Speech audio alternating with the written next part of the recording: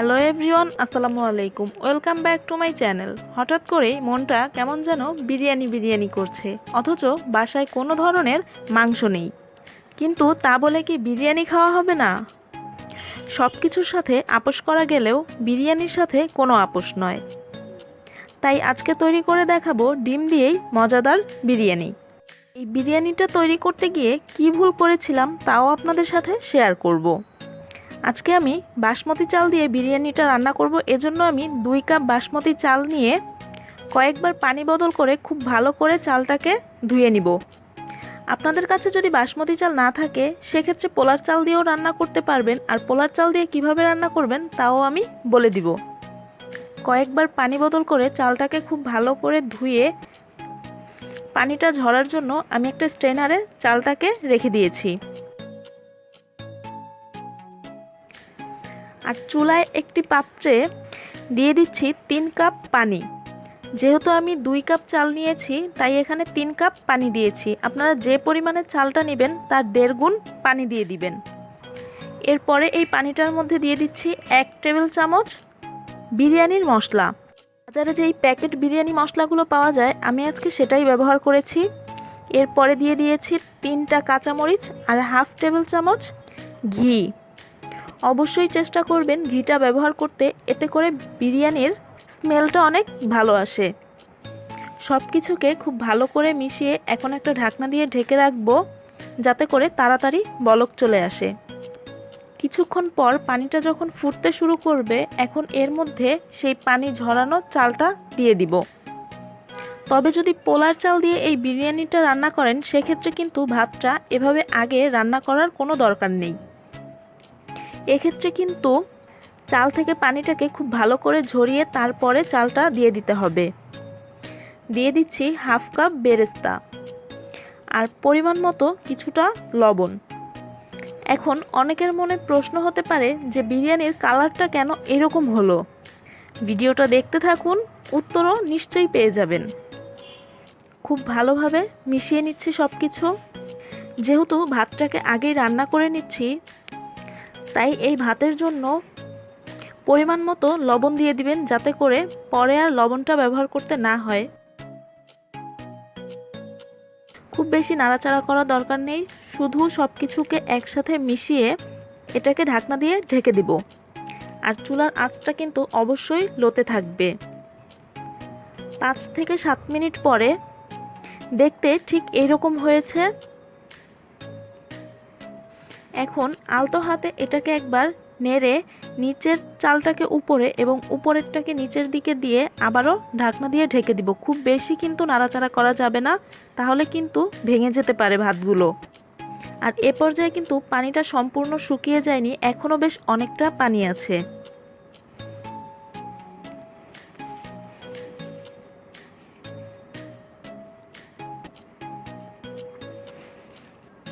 আমি খুব ভালো করে চালটাকে উল্টে পাল্টে দিয়েছি।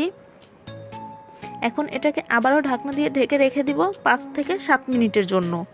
আর চুলার আঁচটা কিন্তু অবশ্যই লোতে থাকবে। 7 মিনিট পরে আমি ঢাকনাটা তুলে দেখিয়ে দিচ্ছি, আমার চালটা প্রায় 90% মতো সিদ্ধ হয়ে গেছে। এখন এটাকে ঢাকনা দিয়ে ঢেকে রেখে দিব একটা সাইডে। আজকে এই বিরিয়ানিটা রান্না করার জন্য আমি নিয়ে নিয়েছি 4টা সিদ্ধ করে রাখা ডিম।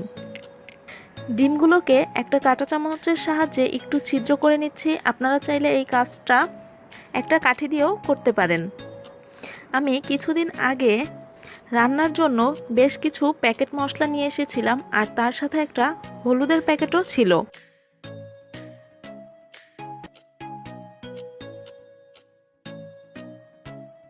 একটা কাগজের প্যাকেটের মধ্যে থাকে। আমি বাজার থেকে এসে সেই কাগজের প্যাকেটটা ফেলে এমনিতেই মশলার যে প্যাকেটগুলো থাকে সেগুলোকে রেখে দিয়েছিলাম। ভেবেছি যখন মশলাগুলো রাখবো তখন চেক করে বক্সের মধ্যে রেখে দিব।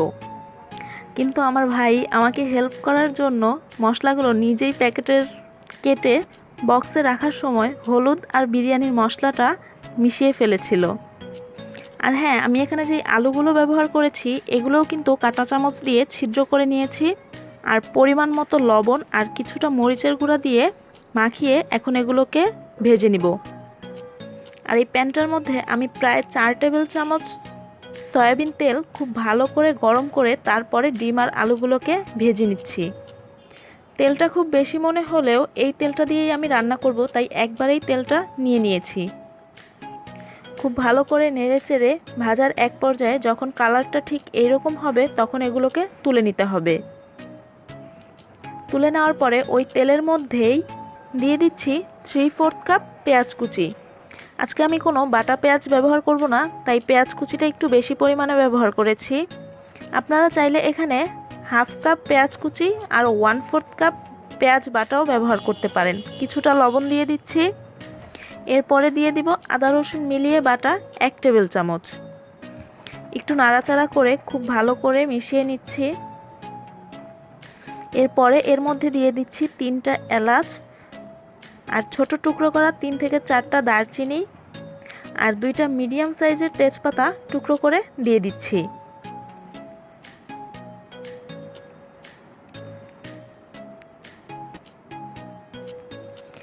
এরপরে এর মধ্যে দিয়ে দিচ্ছি 1 চা চামচ মরিচের গুঁড়া আর 1/2 টেবিল চামচ বিরিয়ানির মশলা। ভুল করে বেচারা মিলিয়ে ফেলেছে, এর জন্য তো এখন এটা ফেলে দেওয়া যাবে না, তাই রান্না করে আপনাদের সাথেই শেয়ার করলাম। আমি 1 কাপ লিকুইড দুধ রেখেছিলাম, তার থেকে কিছুটা দুধ দিয়ে মশলাটাকে খুব ভালো করে কষিয়ে নিব।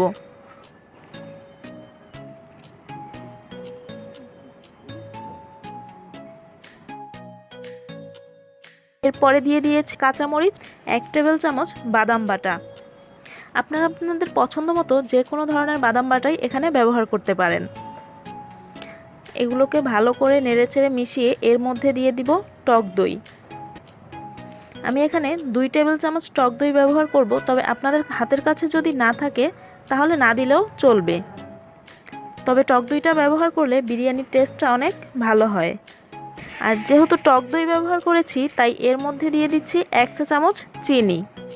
নেড়েচেড়ে আরও কিছুক্ষণ কষিয়ে নিব। কষানোর পরে তেলটা যখন ঠিক এরকম উপরে উঠে আসবে এরপরে এর মধ্যে দিয়ে দিব আলুটা, কারণ আলুটা আমি তখন 100% সিদ্ধ করে নেইনি। তবে আপনারা চাইলে ভাজার সময়ই চুলার আঁচটা লোতে রেখে আলুটাকে সিদ্ধ করে নিতে পারেন। বাকি যেই লিকুইড দুধটা ছিল এখন সেই দুধটাকে দিয়ে দিব। আলুটাকে যেহেতু আগে সিদ্ধ করে নেইনি তাই আলুটাকে আগে দিয়ে সিদ্ধ করে নিব। আর যদি আলুটা ভাজার সময় সিদ্ধ করে নেন সেক্ষেত্রে আলু আর ডিমটা একসাথে দিয়ে দিলেই হবে। সেক্ষেত্রে কিন্তু দুধের পরিমাণটাও আরও কম দিবেন। এখন এটাকে ঢাকনা দিয়ে ঢেকে রাখবো কিছুক্ষণ চুলার আঁচটা লোতে রেখে। কিছুক্ষণ পর যখন আলুটা ভালোভাবে সিদ্ধ হয়ে যাবে এর মধ্যে দিয়ে দিব ডিমটা। এখন এগুলোকে একটু নাড়াচাড়া করে আবারও ঢাকনা দিয়ে ঢেকে দিব কিছুক্ষণের জন্য। আর আমি কিন্তু এরপরে আর কোনো লবণ ব্যবহার করব না, কারণ আলু আর ডিম ভাজার সময়ও লবণ ব্যবহার করেছি আর মশলাটা কষানোর সময়ও কিছুটা লবণ দিয়ে দিয়েছিলাম। আর ভাতটাকে তো আগেই লবণ দিয়ে রান্না করে রেখেছি। কিছুক্ষণ পর ঢাকনাটাকে তুলে যখন ঝোলটা ঠিক এইরকম থাকবে তখন ডিম আর আলুগুলোকে তুলে নিব। ডিম আর আলুগুলোর সাথে আমি কিন্তু বেশ অনেকটা ঝোল উঠিয়ে রেখেছি। এরপরে এর মধ্যে রান্না করে রাখা ভাতটার বেশি অর্ধেক দিয়ে দিব আর তার উপরে দিয়ে দিয়েছি ডিম আর আলুগুলো, আর যেই ঝোলটা ছিল সেটাও এই পর্যায়ে দিয়ে দিয়েছি।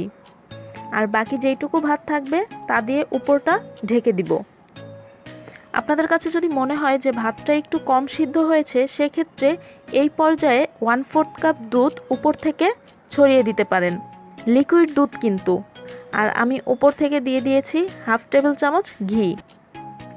চাইলে উপর থেকে কিছুটা বেরেস্তাও ছিটিয়ে দিতে পারেন।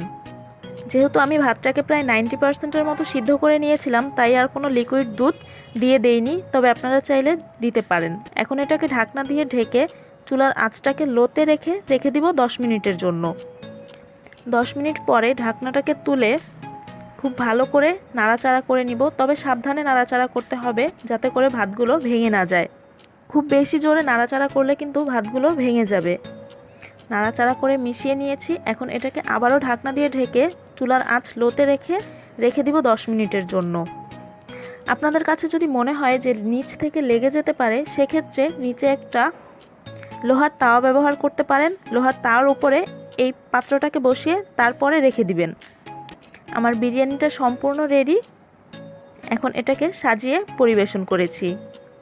আর আপনারা তো আমার মতো হলুদ আর বিরিয়ানির মশলা যেহেতু একত্রে করবেন না, তাই আপনাদের বিরিয়ানির কালারও এর থেকে অনেক ভালো হবে। আর এই বিরিয়ানিটা খেতেও কিন্তু অনেক ভালো লাগে। বাড়িতে একবার হলেও ট্রাই করবেন। আর আমার আজকের রেসিপিটি ভালো লেগে থাকলে অবশ্যই লাইক দিবেন। আর দেখতেই পাচ্ছেন বিরিয়ানিটা কতটা ঝরঝরে হয়েছে। আপনি যদি এখনও আমার চ্যানেলটিকে সাবস্ক্রাইব করে না থাকেন তাহলে অবশ্যই আমার চ্যানেলটিকে সাবস্ক্রাইব করবেন।